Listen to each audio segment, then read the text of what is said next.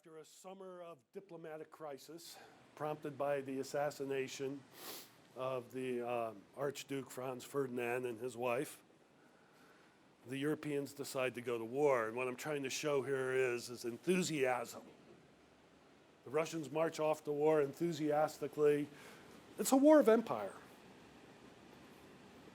And the Russians do have goals in Eastern Europe and in the Ottoman Empire. So the war begins on a high note. It's going to high note lasts about a month. Now, Dr. Pate just learned in England the significance of the Battle of Tannenberg. But what was the significance, Alice? What was the significance? No, that's not the significance. The significance is that the Russian army invaded German territory in August 1914. That was one of the questions.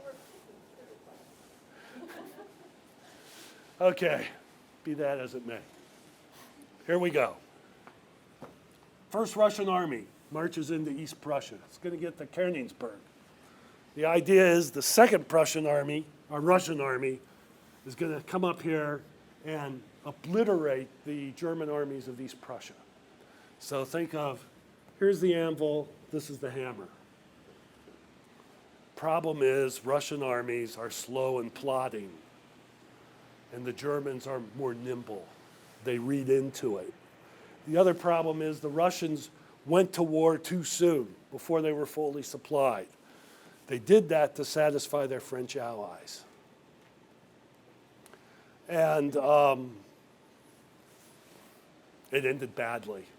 The Second Army was surrounded, destroyed. The First Army had to retreat. 90,000 Russians were captured. So much for the invasion of Germany. But there was also an invasion down here against the Austrians. Okay? Oh yeah, here are the Russians surrendering up in Tannenberg. But look at this little map here, because in a way that tells you more. The invasion in Galicia was a success. They got up to the base of the Carpathian Mountains. I like to make the argument that if they had just left the Germans alone, who they're never able to defeat in World War I, and had focused everything down here, they would have broken through the Carpathians and knocked the Austrians out of the war. It's an example of how alliances can get you into trouble. So the front stabilizes. This line here shows you pretty much, and you see they have a little bit of East Prussia, pretty much what it looks like in December of 1914. Okay, now remember, this war was supposed to be done by Christmas, but instead they're all digging trenches. Not so much in Eastern Europe yet. In actual fact, they spend the winter, a huge fortress battle right here at Przemyśl. It's called the Verdun of the East. Horrible stories of soldiers freezing to death in the cold winter in a beautiful place of the world, if you ever get a chance to go. So what has happened here? I mean, we're talking about the Eastern Front in World War I. It's kind of hard because there's the whole Western Front. And that is, where all the big money is. That's where, what's going on there is the French and the Germans want to duke it out and work out their differences once and for all. Okay, and they want the Russians to be a sideshow, which the Russians are not. 1915 happens, and the stalemate remains on the Western Front.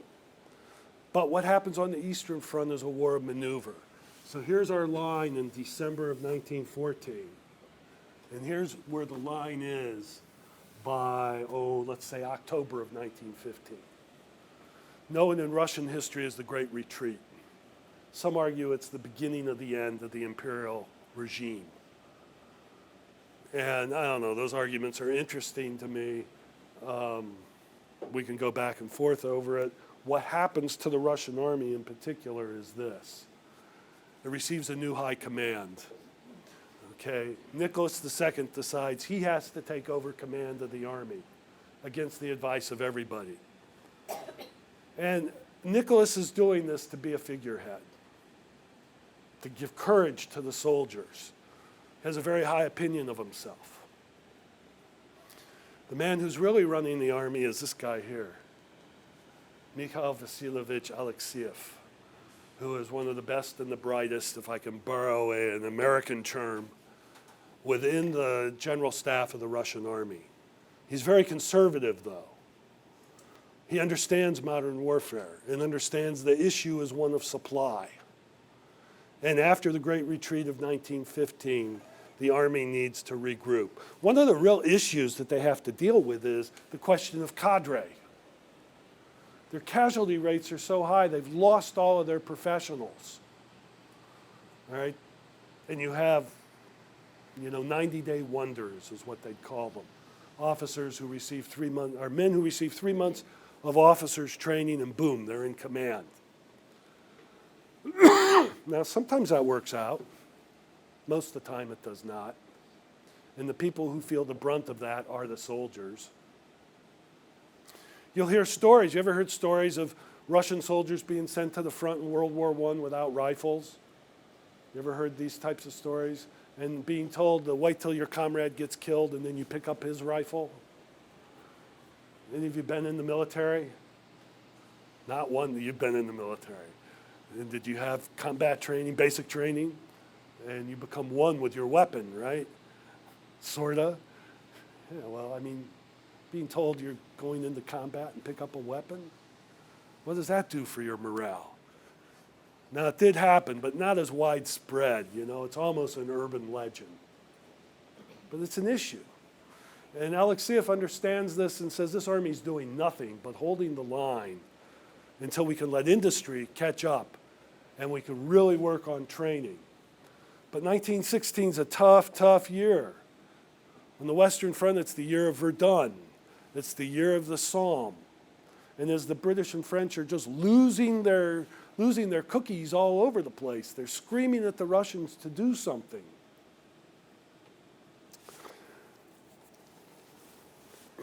But before we get to what happens in 1916, I almost got ahead of myself. I think it's important to point out that the Russians are waging a whole nother campaign in the Caucasus, in Anatolia, against the Ottomans. All right? Now, 1915 is the year of Gallipoli. That's where the British, send the Australians against the Turks in the western edge of the Ottoman Empire. And again, the British don't take the Turks very seriously. The Turks take themselves very seriously. And there's no other way to put it. They beat the British while they are losing to the Russians in the Caucasus. Strong argument out there that the Russians break the back of the Ottoman Empire, or the Ottoman armies anyway, in the Caucasus in 1915. And at the same time, and this is another theme of warfare on the Eastern Front, is did genocide occur here? And what I'm talking about is the situation with the Armenians. And it is a hot button issue, particularly for the Turks to this day. They say there was no systematic effort to exterminate the Armenians. But the issue was this: the Armenians were Christians. They were caught in the middle of this battlefield under Turkish control. So the Turks accused them of spying for the Russians, threw them out of their homes, threw them into the desert under the guard of Kurdish soldiers. Now we're getting into some really ancient history here, but Kurds and Armenians don't like each other. And on top of that, they're throwing them out into the desert of Mesopotamia, basically where Syria is today. Another massive, human refugee problem. At the very least, the Turks created this refugee problem. The Armenians insist it was genocide being waged against them. And I'll let you decide which is which. But what happened is innocent people were forced out of their homes into the desert and Many, many, many people died. And that was another product of this war in the Caucasus, while the Ottomans are, well, shaking out and losing. So now we get to 1916, before I took my detour into the Caucasus. And what you're looking at here is this Brusilov offensive, okay? General Brusilov is a gentleman down on the southwestern front who believes that we can go on the offensive and help out the British and the French as long as we don't play the game the way it's supposed to be played. Alexeyev is saying, no way. Remember Alexeyev back at Stavka? He's saying we don't have the artillery to do this. Because the way these World War I battles were fought was with massive artillery barrages before the infantry assaulted. And so the result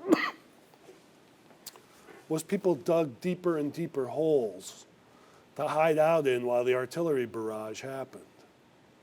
Brusilov said, what if we just send the infantry in without the artillery? Which is what he did. And so this is the start line. He's able to get this far, which was a massive movement at this point for the Russian army. And then he runs out of infantry support. Not enough units to keep the movement going forward. Demonstrates the fallacy of the artillery barrage. Okay, a whole new way of warfare possibly for 1917. And it's also true that by the winter of 1916, 1917, the Russians are finally getting adequate supplies. There's an argument out there that if the revolution had not happened, that the Russian army would have had its best campaign of the entire war in the spring of 1917, simply because it was well supplied. But the revolution did happen. I say 1917 is the year that transformed international affairs. Revolution sweeps through Russia, and it's followed by the United States declaring war and becoming an actor in the international community. Now, this is really hard, okay? It's just like Dr. Pate over there, we can teach a whole class on the Russian Revolution, which I'm going to boil down to 3 slides. And it's almost like a crime against history. But we still have World War II to do, and I'm getting nervous. So why revolution in Russia? And I'm only going to talk about short-term causes. They're manyfold all by themselves. But I will tell you this. The research that I am seeing as a part of this 22-book project called Russia's Great War and Revolution. Google it. If Alice can sell her study abroad here, I can sell my project, right? You can subscribe to it. Has your library subscribed to Russia's Great War and Revolution? You better get to work here. I'll get you a discount. You're giving them, scholarships.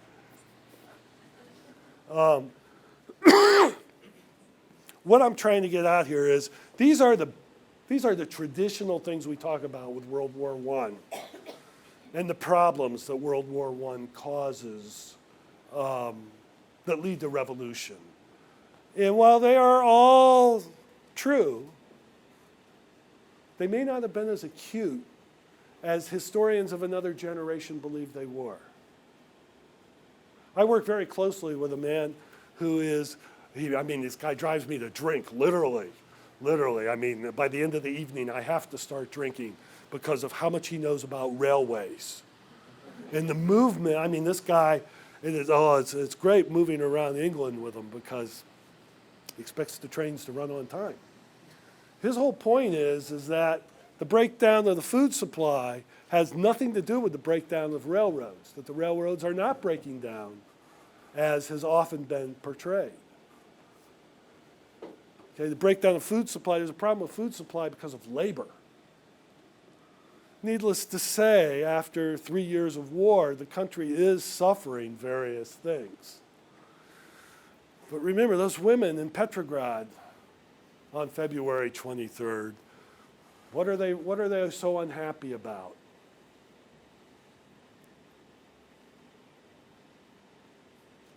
Go on, say it. Bread. The price of bread. It's International Women's Day. The price of bread. It's the hyperinflation. And what I love about this is the comparison to the French Revolution. When you go through the summer of 1789, those women in Paris, well, I think are more frightening than the women in Petrograd. Only because they carried their butcher knives with them. This, the women in Paris, incidentally, also dealing with the fear over the rising price of bread. Okay? Which is why to this day in France, anybody can afford a loaf of bread. It's good bread too. Pretty much the same in Russia as well. Lessons learned. Okay.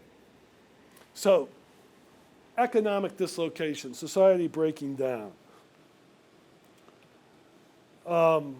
So this is how I get out of all the, I mean, if we got embroiled in the politics of the revolution, we'd never get out of it.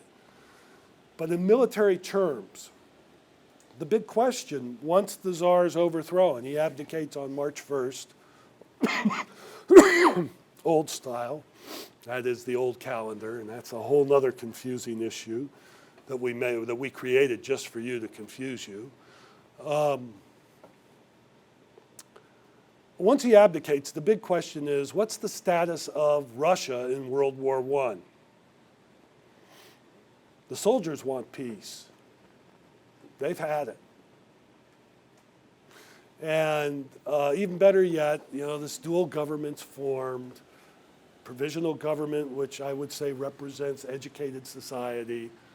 The Council of Workers and Soldiers' Deputies, or the Soviet, which represents everybody else. Soviet advocates peace. Provisional government advocates continuing the war. Provisional government prevails. And an offensive is launched in June, known as the June Offensive. And what is demonstrated in that moment was that once you give command authority to people you elect as your officers, an army loses its discipline. So 2 days after they launched this offensive, the Germans gear up their machine and just send the Russian army reeling, to the point where the provisional government almost collapses in an event known as the July Days. So, the Russian army loses its offensive capability.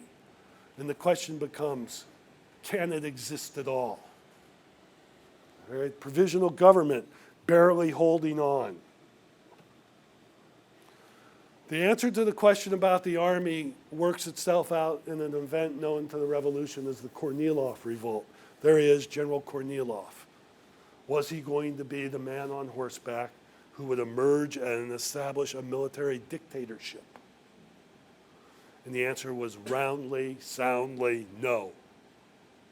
And when this event, the Kornilov Revolt, fails, the Russian army, the Imperial Russian army, is just a shell of itself.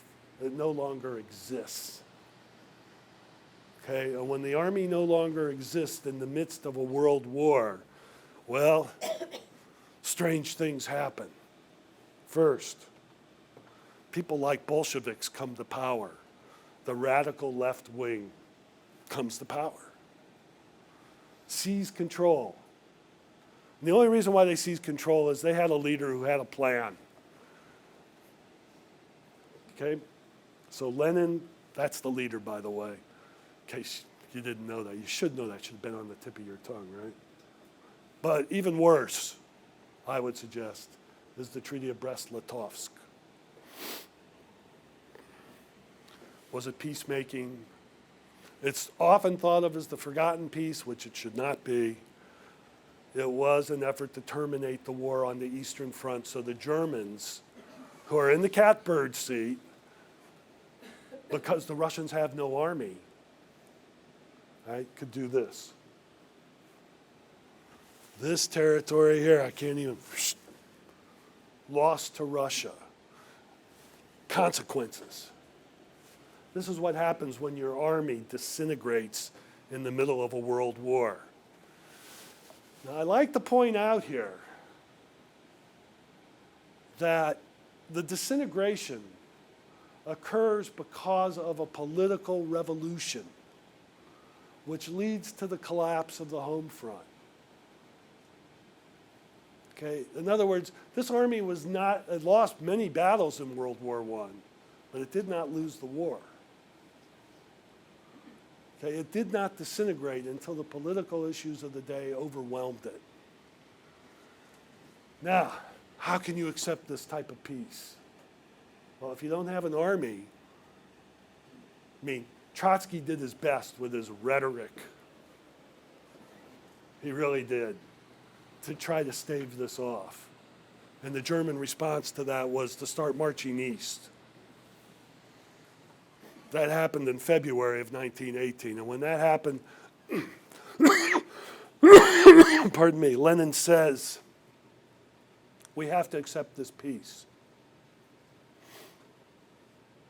And he said, don't worry, the peace is only good if the Germans win the rest of the war. It was a huge gamble, because in March of 1918, nobody knew who was going to win.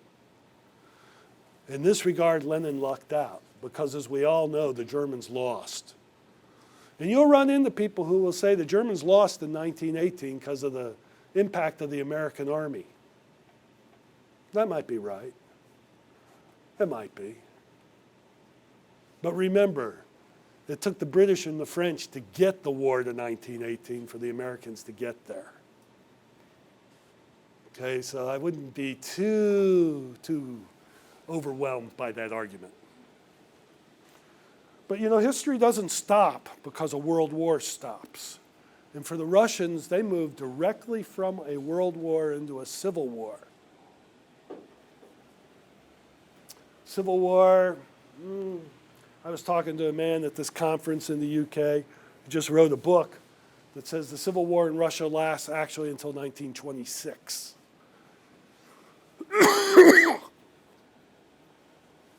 Most of the fighting is over by 1921. And the reason why the Bolsheviks prevail is because, well, the territory they control is unified. They have major enemies in Denikin's army in the south, Kolchak coming from Siberia, Yudenich up in the north, and eventually Wrangel will come out of, well, down here, out of Crimea. The whites, as the anti-Bolshevik forces were known, were not well unified. Many believed they were fighting to restore the Tsar. But if you asked Denikin or Kolchak, they wouldn't have said they were fighting to restore the Tsar. More significantly, though, they never get their act together to assault the Bolsheviks at the same time. But this is a brutal civil war, folks.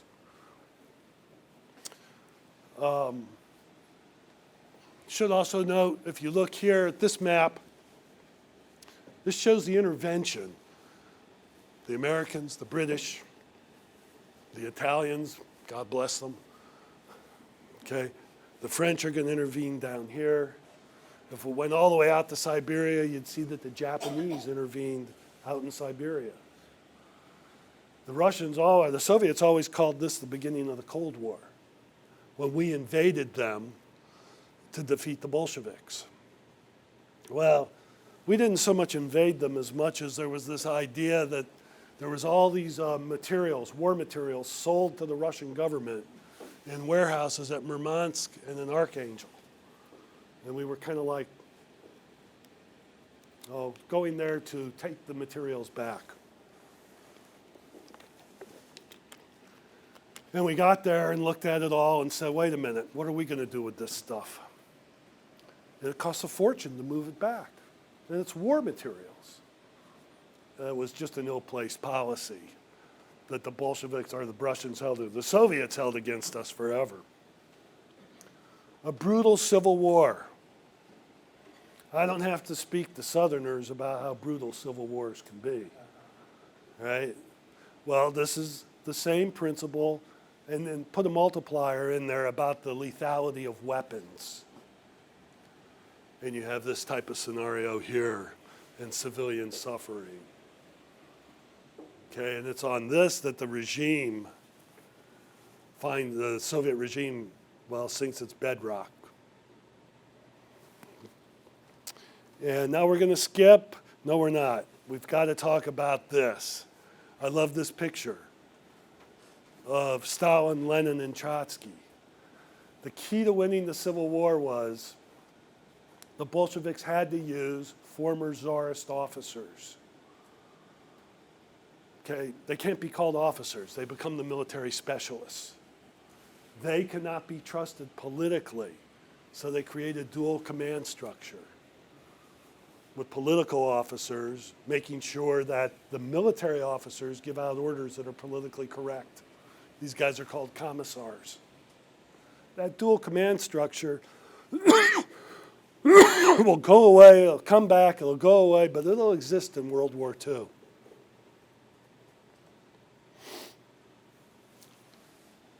And of course, Stalin will ultimately turn on Trotsky. And as you know, Stalin wins in a big way. Now I'll skip. Skip up to June of 37. This guy here, Marshal Tukhachevsky.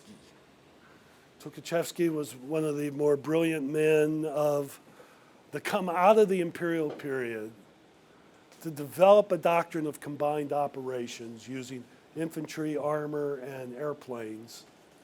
The Germans did it most effectively. They called it blitzkrieg. And because he worked with the Germans, in 1937, at the height of the purges, when Stalin was eliminating all of his political opponents,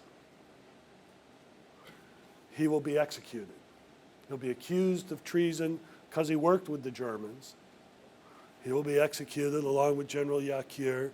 3 out of the 5 marshals in that picture will be executed. All 8 admirals. 131 out of 199 division commanders. A good friend of mine named Bruce Menning always likes to point out that 90% of the officers who worked in the quartermaster corps of the Red Army in 1937 were purged. You know what the quartermaster corps is in charge of? Logistics, moving materials. 90% of the officers purged. This is why in 1939 Stalin signs a non-aggression pact with Hitler. I like to maintain Stalin was the only European leader who read Mein Kampf and took it seriously. And his response was, well, I have to eliminate all of these political enemies. Okay, which means gutting the command staff of the Red Army. And so it's going to take time to replace them. So we can't have a war with Germany until 1943 at the earliest. Hopefully not till 1945. Well, of course, Hitler and the Germans knew how weak the Red Army was because of this. They all signed the non-aggression pact in 1939 because it was convenient. For the Germans, the convenience runs out in 1941. 7 minutes to do World War II. So first the Nazis invade, 3-prong invasion, right? Go up to Leningrad, take out Moscow, and head into the south. I would suggest to you that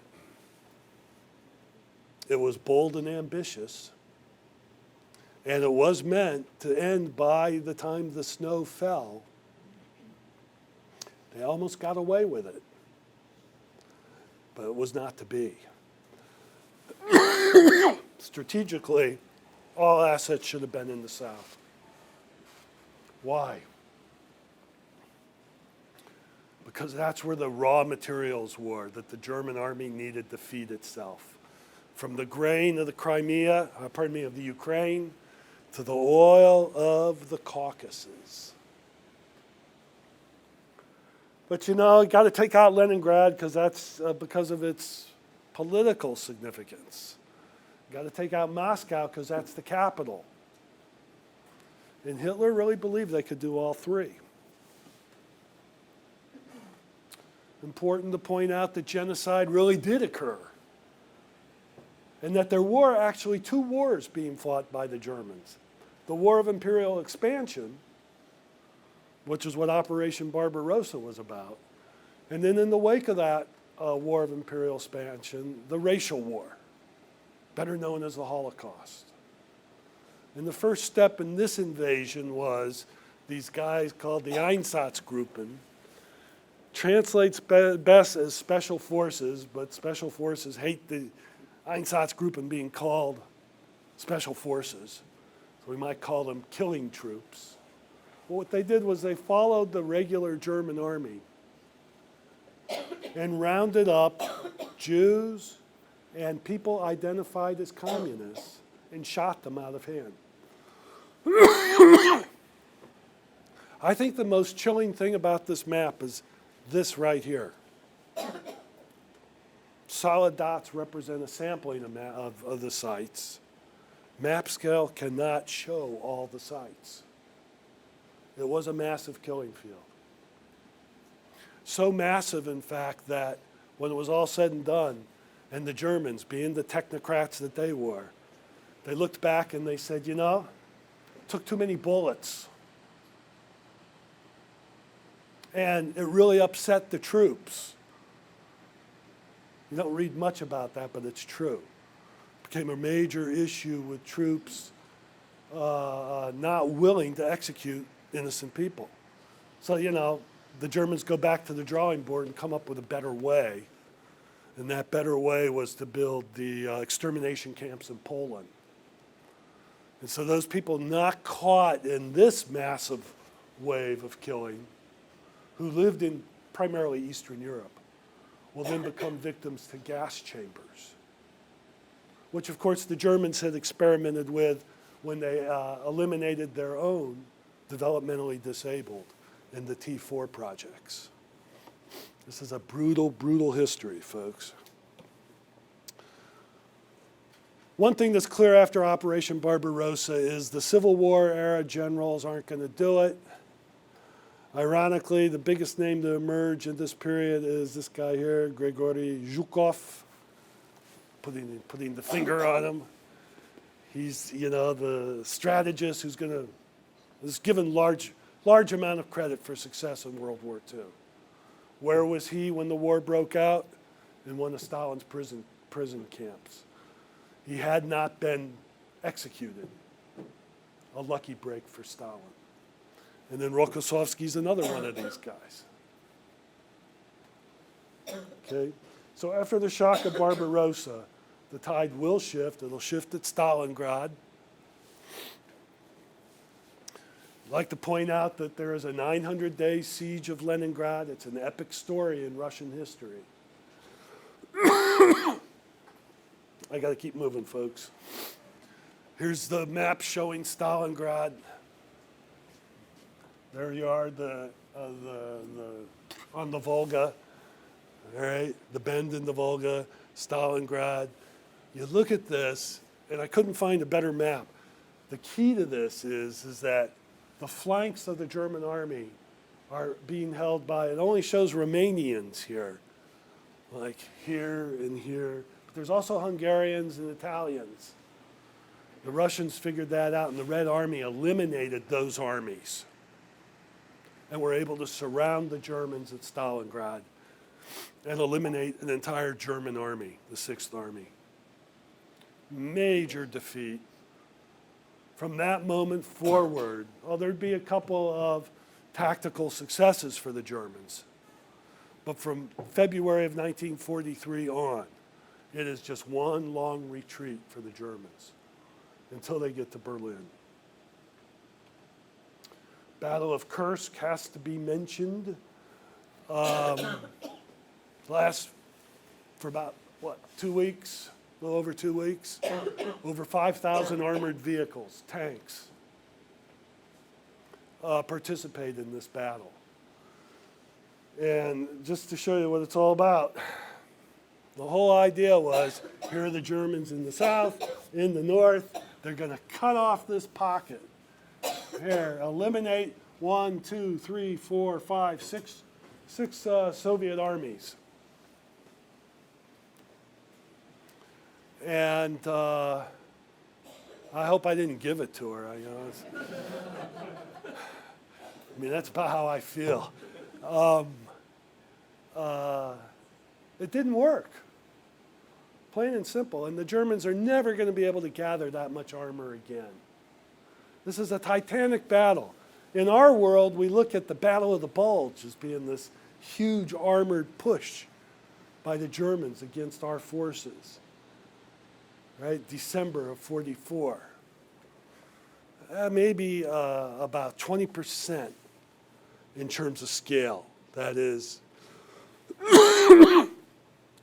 20% of the number of German tanks used at the Battle of the Bulge compared to what happened here at Kursk.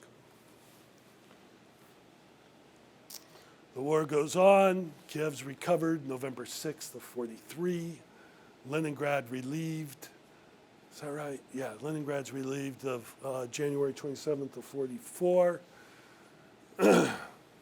War is a continuation of politics by other means. My point here is, regardless of how much Winston Churchill said it was going to happen, and we have to prevent it, where the Red Army goes, it stays. And the die was cast for really the second half of the 20th century. That is, the Red Army was going to go into Poland, Czechoslovakia, Hungary, Romania, Bulgaria, Yugoslavia, and it was going to occupy them. And oversee the establishment of regimes that worked in unity with Moscow. Birth of the Cold War, if you will. Lots of people like to talk about Lend-Lease.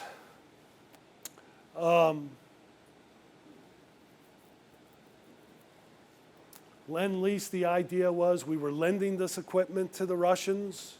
They were leasing it. When the war was over, they would pay us. About $11 million worth of equipment was sent. There's Studebaker trucks with Katyushka rocket racks mounted on them. Or how about P-63 Aero Cobras? Those are in Buffalo, New York, getting ready to be shipped to the Soviet Union. I will say the first time I went to Russia in 1988, it was the height of Glasnost. In a hotel, having dinner with a big band, playing all sorts of music. Nothing got the crowd more revved up than they started playing music from the 1940s, from the big band era. Glenn Miller, Tommy Dorsey. This was a time when they were in love with us and we were in love with them. Did the Russians ever pay us for this $11 million worth of equipment? Not at all. Why not? Well, the argument was they paid for it with their blood, with the destruction of their country. And we got away from World War II. Oh yeah, we bled, but nothing like they did. And our country was not destroyed. Yeah, well, I don't think we were all that interested in sending bill collectors to Moscow in 1946 trying to collect.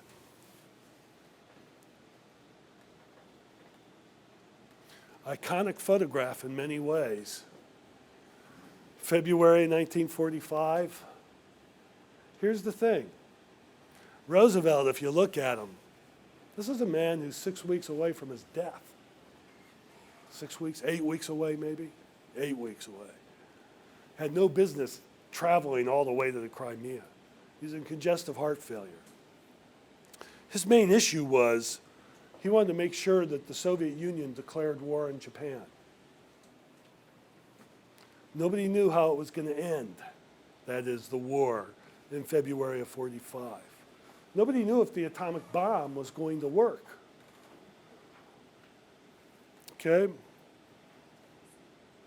So while they were arguing about the status of Germany and the status of Eastern Europe, Roosevelt was willing to give anything to Stalin as long as he got an agreement that the Soviet Union would declare war on Japan.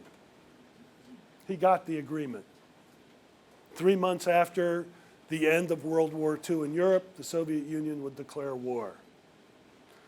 Well, now just depending on how you count it, May 7th is usually considered VE Day. So count 3 months ahead. When is the Soviet Union supposed to declare war? August 7th. They did. What did we do on August 6th? Drop the bomb. Dropped the bomb on Hiroshima. The war was over. Nobody knew in February.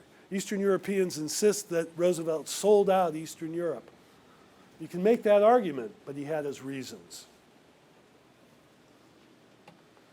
This is the iconic photograph for the Soviets of World War II. It's, you know how we have the raising of the flag on Mount Suribachi in Iwo Jima? This is the raising of the flag on the Reichstag in Berlin. The end of the war for them. And for the Germans, this is what it all meant. The division of Germany. Arguably something the Russians had wanted to do since the 18th century. And so I have some parting thoughts here, which goes like this. When you ask, so what does it all mean? Well, Russia is a big place. And, you know, you can ask anybody who's invaded Russia. The deeper you go into it, the harder it gets. And I'm not even going to throw in there the winter as well. Okay? Russia is resilient.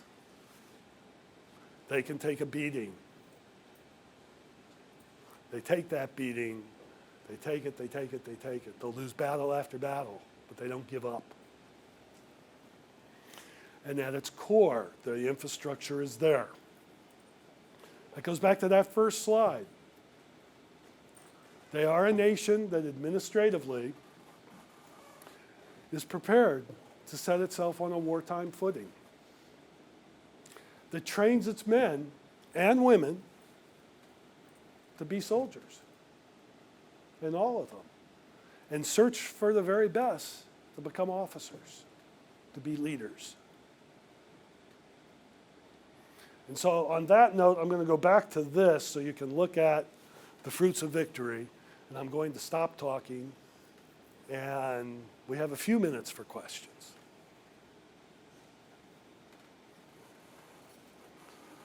You don't have to ask. There we go. Yeah, here we go. I have one question. Do you feel with Russia declaring war on Japan just back in August of 45, that brought the Japanese to the table to surrender, not the atomic bomb? Because I don't think the Japanese wanted to do battle with the Russians knowing they would occupy the mainland of Japan. I think that's a very good point, and one that we don't give much credence to because we had the bomb. I think it's both, actually. Because, remember, we dropped the first bomb on August 6th.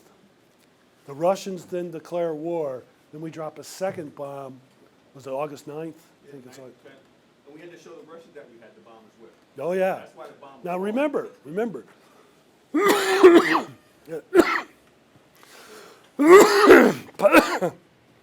At Potsdam, in July of 45, Truman tells Stalin, we've got this bomb.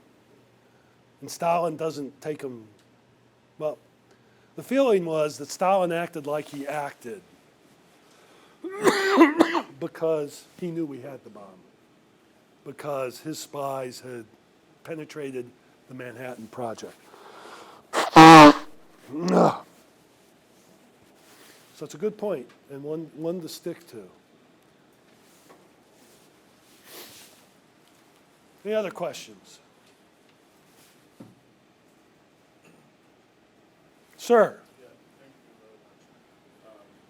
There's been talk about quick expanding Russian territory and reclaiming some of those lost land. Do you think there's back at this history that you just presented and going to the glory days of the Soviet Empire back? Of course. I don't think there's any question about it. I mean, he did, the whole business over Crimea. I've always told students that, in 54, Khrushchev gets drunk. No, 56. He gets drunk and he gives the Crimea to Ukraine. Thinking the Soviet Union would last forever. I think the thing to look for now is what happens in the Baltic states. And it's going to be very interesting because the Baltics are NATO allies. The irony of the Treaty of Brest-Litovsk is Russia's western borderland today is pretty much where the line was set by the Germans at the Treaty of Brest-Litovsk. And I also am one of these people who believes that while in the West we look at Putin as this all-powerful individual, he has to answer to people as well. And he deals with hardliners who want him to make Russia look great again. Hence the Crimea, hence the activism in Ukraine. Yeah.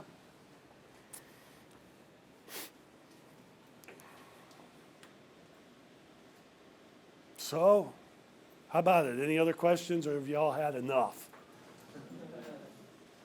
All right, now one thing I want to do is, there. If any of you would like these PowerPoint slides, write down my email address, and I'll send them to you. I steal everything I have on these slides off the internet, so I don't feel I own them. So if you're interested in them, please send me an email and I'll send them to you. Thank you.